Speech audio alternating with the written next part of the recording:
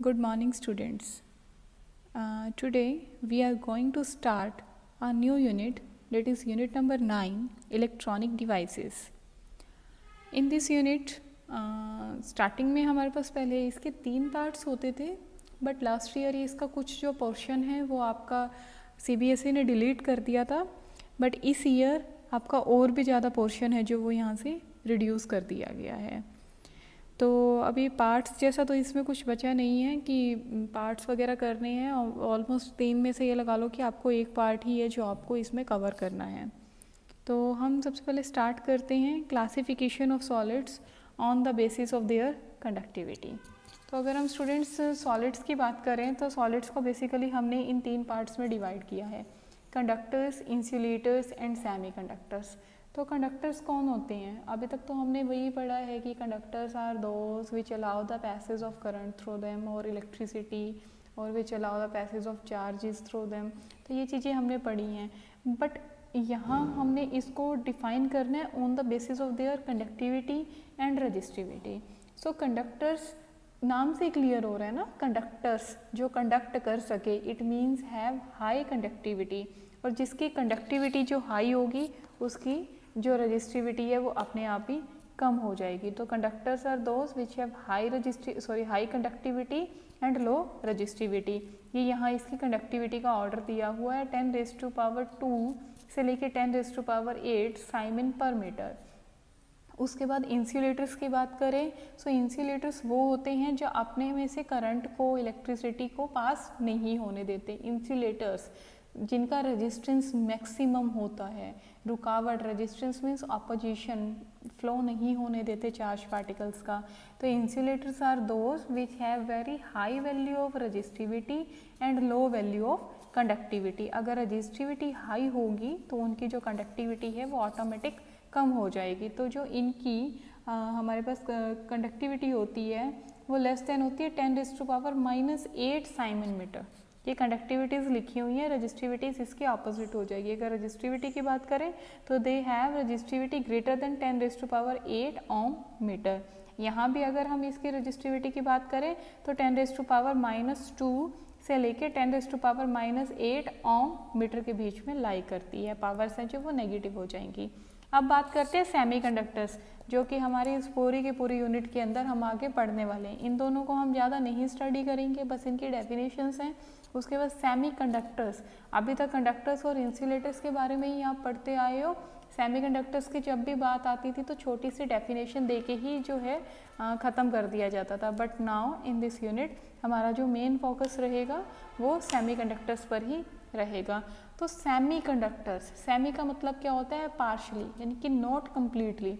तो ये ना तो पूरी तरह से कंडक्टर्स हैं, ना ही हम इन्हें इंसुलेटर्स कह सकते हैं. इट मीन्स कुछ स्पेशल कंडीशंस पे ये कंडक्टर्स की तरह बिहेव कर सकते हैं. ठीक है, कुछ स्पेशल कंडीशंस इन्हें दे दी जाएं तो they can behave like conductors. जो इनकी अगर आप कंडक्टिविटी की बात करें तो कंडक्टिविटी इनकी कंडक्टर से तो कम होती है लेकिन इंसुलेटर से काफ़ी ज़्यादा होती है.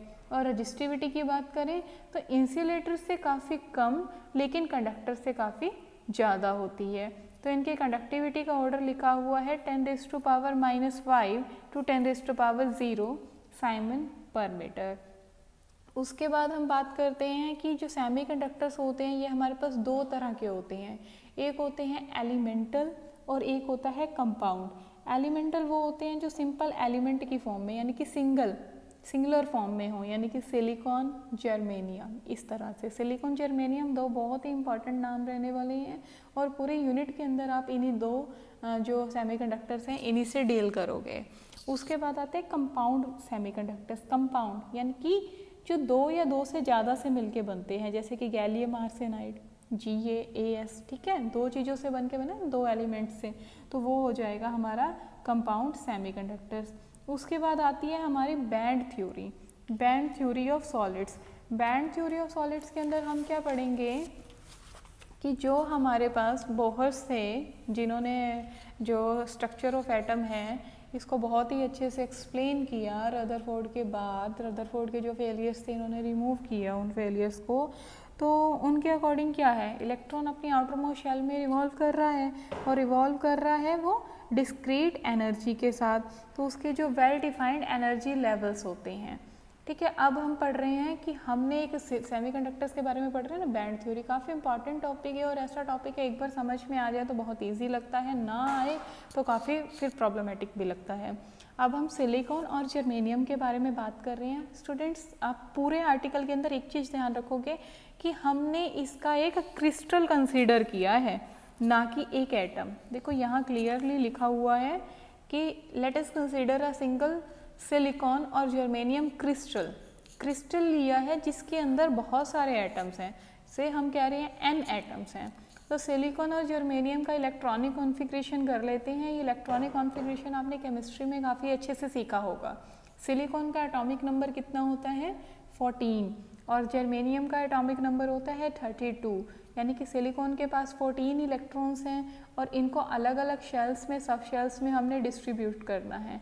S P D F ये हमारे पास शेल्स होती हैं।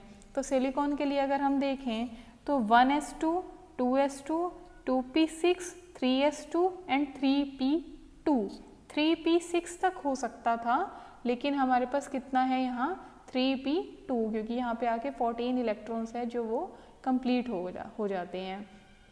उसके बाद बात करें अगर हम जर्मेनियम की, जर्मेनियम का एटॉमिक नंबर कितना है 32 को अगर हमें करना है तो 1s2, 2s2, 2p6, 3s2, 3p6, 3d10, 4s2 and 4p2। अब दोनों के अंदर ये एक चीज़ कॉमन है। अगर वैलेंस इलेक्ट्रॉन्स की बात करें तो s के भी 2, p के भी 2, तो कितने हो गए 2 + 2 4 इलेक्ट्रॉन्स वैलेंस है किसके लिए सिलिकॉन के लिए। जर्मेनियम की बात करें s के भी 2, p के भी 2, इसके लिए भी 4 है। तो दोनों की कॉमन बात क्या है कि दोनों के पास ही 4 वैलेंस इलेक्ट्रॉन्स हैं, 2 s के और 2 p के। लेकिन ये तो एक एटम के बारे में है। अगर हमने कितने एटम्स लिए हैं n एटम लिए हैं ना क्रिस्टल के अंदर, तो टोटल वैलेंस इलेक्ट्रॉन्स कितने हो गए 4n।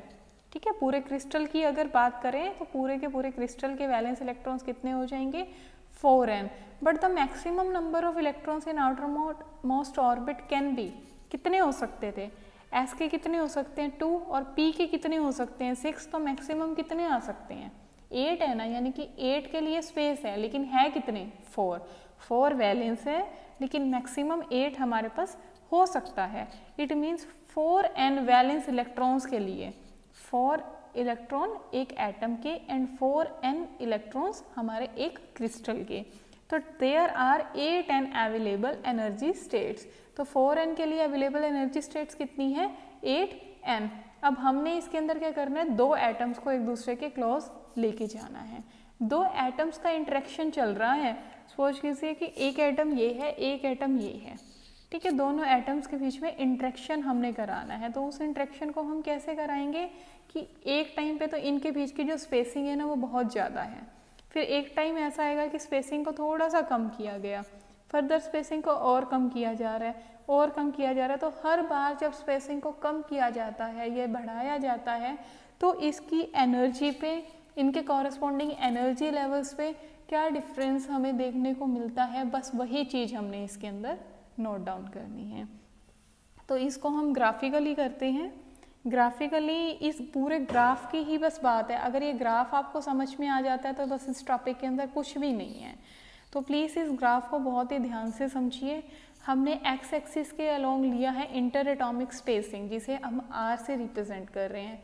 इंटर एटॉमिक स्पेसिंग क्या है, 2 एटम्स के सेंटर्स के बीच का डिफरेंस। बाय डिफ़ॉल्ट हम स्फेरिकल लेके चलते हैं एक एटम को, तो दोनों के ही जो सेंटर से, एक के सेंटर से दूसरे के सेंटर का जो डिस्टेंस है उसे हमने बोला inter atomic spacing between 2 atoms.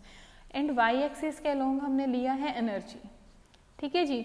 उसके बाद इधर देखो 1s2, 2s2, 2p6, 3s2, 3p2, ये हमने लिए हैं एनर्जी लेवल्स।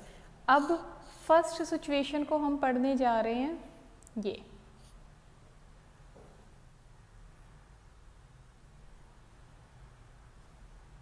इस तरह से कुछ देखने की कोशिश करते हैं। 1 मिनट। हाँ जी, अब देखो जब फर्स्ट सिचुएशन में आपकी जो इंटर एटॉमिक स्पेसिंग है r आपका d के बराबर है, यानी कि दो एटम्स के बीच में जो स्पेसिंग है वो इतनी बड़ी है, यानी कि डिस्टेंस काफ़ी ज़्यादा लार्ज है, तो इस केस पे क्या होगा, इस दोनों का आपस में कोई इंट्रैक्शन नहीं हो रहा, दोनों एक दूसरे से बहुत दूर है, तो क्या होगा, जो इनके एनर्जी लेवल्स हैं, आप देखिए 1s2 2s2 2p6 3s2 3p2 d के लिए, d इंटर एटॉमिक स्पेसिंग के लिए वेल डिफाइंड है, सारे के सारे बिल्कुल अलग हैं, कोई इंट्रैक्शन नहीं है, इनके बीच में कुछ नहीं है।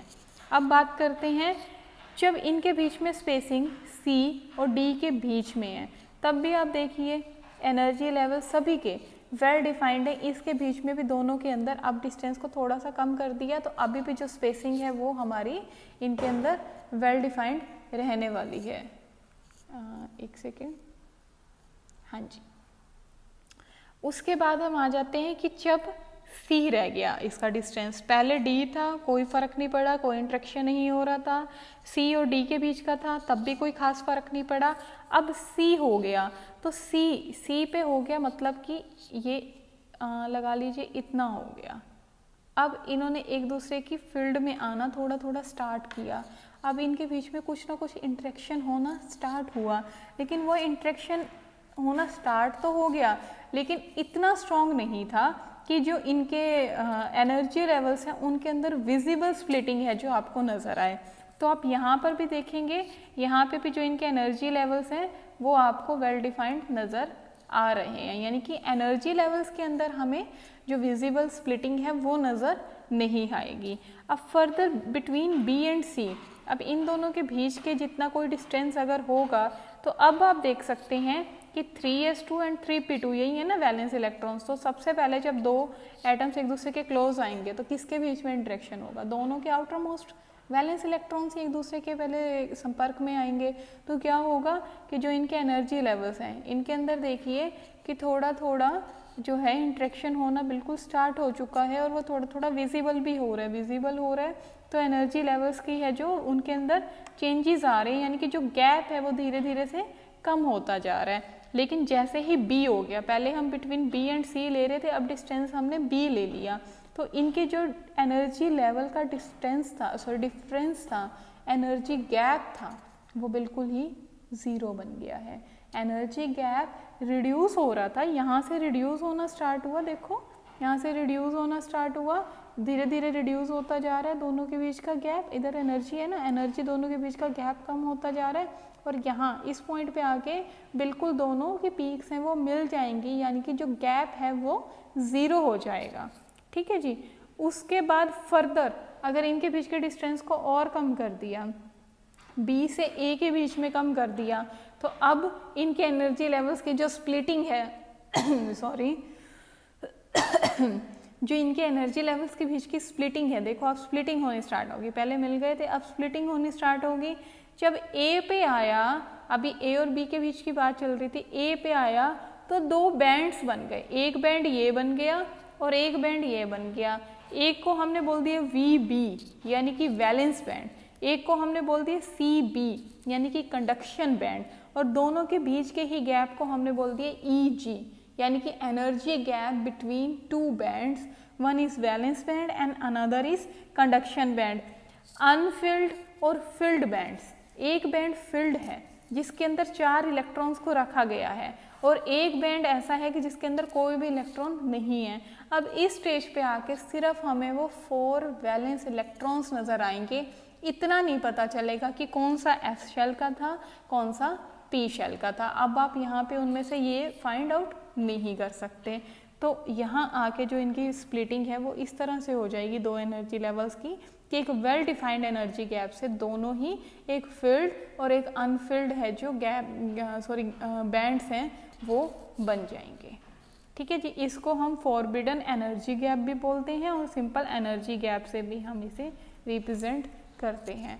तो ये था हमारा ग्राफ बैंड थ्योरी का। बस इसी ग्राफ के आपको 4 या 5 पॉइंट्स बना के आपको इस ग्राफ को एक्सप्लेन करना है। स्टार्टिंग करेंगे इस टॉपिक की बोहर की थ्योरी से, कि according to Bohr's theory electrons revolve indefinite shells और sub shells there are well defined energy levels of electrons for an atom. तो हम उसके बाद क्या करेंगे कि हम सिलिकॉन या जर्मेनियम का एक क्रिस्टल लेंगे। क्रिस्टल के अंदर बहुत सारे एटम्स होते हैं, हम उन बहुत सारों को एन से डिफाइन करेंगे। फिर सिलिकॉन या जर्मेनियम का आप इलेक्ट्रॉनिक कॉन्फ़िगरेशन लिखोगे, बैलेंस इलेक्ट्रॉन्स देखोगे, दोनों के अंदर 2 + 2 4 है, लेकिन अवेलेबल हो 8 सकते थे। तो 8n एनर्जी लेवल्स के लिए सिर्फ 4n ही वैलेंस इलेक्ट्रॉन्स हैं। फिर इनका इंटरेक्शन दिखाओगे कि जब दो एटम्स किसी एक क्रिस्टल के एक दूसरे के क्लोज आना स्टार्ट करते हैं और स्पेसिंग उनके बीच में D to C to B to A आती है, तो इनके जो एनर्जी लेवल्स हैं वो कैसे कैसे चेंज होते हैं। पहले वेल डिफाइंड थे, अगेन वेल डिफाइंड है, धीरे धीरे एनर्जी गैप कम होता जा रहा है, एनर्जी गैप 0 हो गया, फिल्ड और अनफिल्ड जो बैंड्स हैं वो स्प्लिट हो गए एक दूसरे से, दोनों के बीच में एक गैप आ गया, forbidden energy gap. Thank you students.